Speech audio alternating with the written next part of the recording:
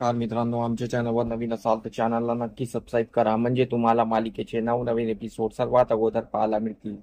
तर तुला शिकवीन चांगलाच धडा या मालिकेमध्ये काय घडलं ते आपण बघणार आहोत.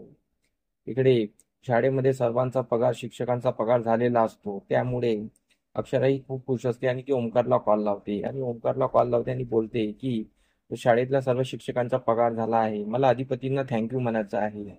तर ओंकार बोलतो, अधिपतीला थँक्यू म्हणायचं आहे तर मग इथेच म्हण ना, कारण की अधिपती इथेच आहे.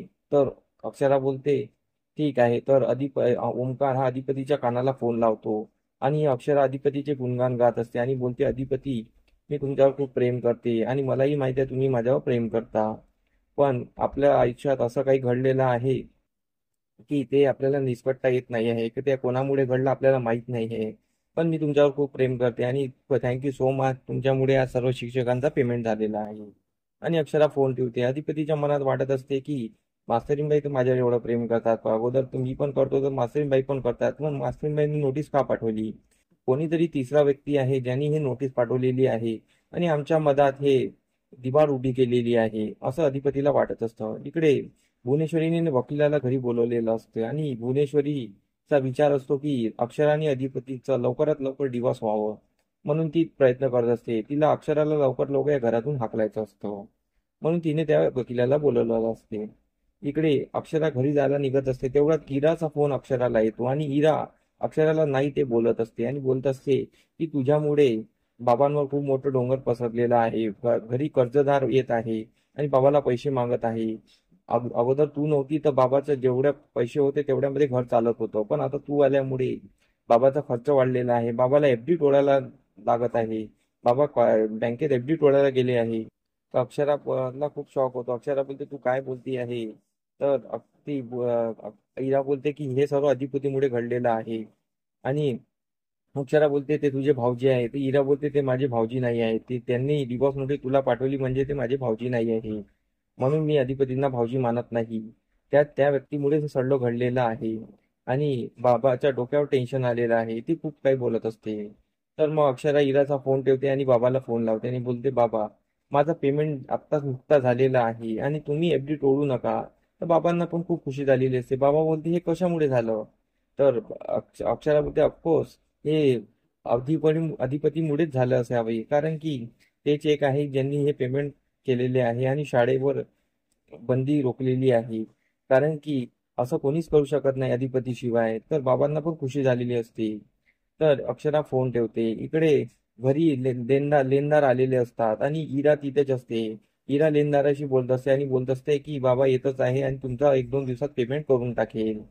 तर लेनदार काही ऐकत नाही. इरा आपल्या मनात आलं ते बोलत असते, कारण की इराला आता भुवनेश्वरीकडून पैसे मिळाले असते हे भांडवल करायला, म्हणून तेवढ्यात तिथे बाबा येतात. बाबा लेनदारांना बघतात आणि बोलतात की तुमचं पेमेंट होऊन जाईल, काही कारणास्तव थोडा लेट झालेला आहे. इरा बोलत असते, माझ्या बाबांनी तुम्हाला शिकवणी दिली होती, तुमच्या मुलांना शिकवणी दिली होती, ते पण फ्री मध्ये ना, तेव्हा तर यांनी पैसे मागायला गडबड केली नव्हती ना, आता कसे बोलताय? तर ते लेनदार बोलतात की आम्ही त्या बदल्यात त्यांना सामान दिलं होतं. तर इरा खूप बोलत असते. तेवढ्यात तिथे अक्षरा येते. अक्षरा बोलते, इरा तू आतमध्ये जा आता. आई इराला आतमध्ये घेऊन जाते. इरा त्या लेनदाराशी बोलते आणि बोलते, हे घ्या, तुमचे सर्वांचे पैसे दिलेले आहे मी आता. काही कारणामुळे थोडंसं लेट झालं होतं म्हणून आम्ही पैसे देऊ शकलो नाही, पण आता पैसे घ्या. ते लेनदार सगळे निघून जातात. बाबा तिच्याकडे पाहून खूप खुश होतात आणि बोलतात की संकट मिटलं आता. आता तुझा पेमेंट झाला म्हणजे आता शाळेवरची बंदीही रोखली असेल, शाळा आता बंद होणार नाही.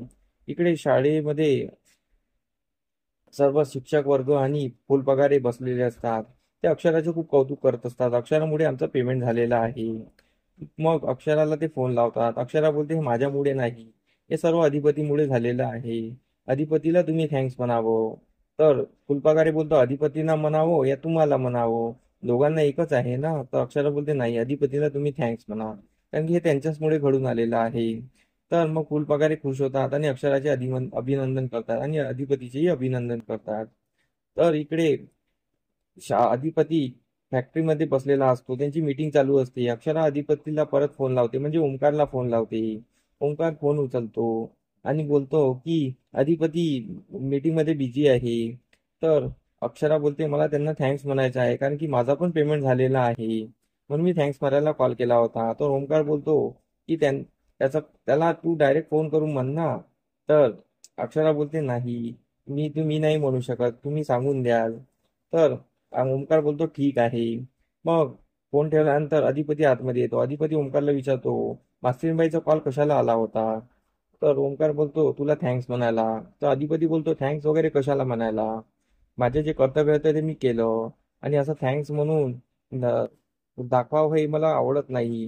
कारण की त्यांच्या मनात काय आहे ते मला नोटीस आल्यावरच कळलेलं आहे. ते एकदा एक बोलतात आणि एकदा एक बोलतात. त्यांच्या मनात काय मला कळत नाही आहे. आणि मला तर काहीच सुचत नाही आहे काय करावं आणि काय नाही. अधिपती खूप चिडलेला असतो. अधिपतीला खुशी पण झालेली असते आणि चिडलेला पण असतो.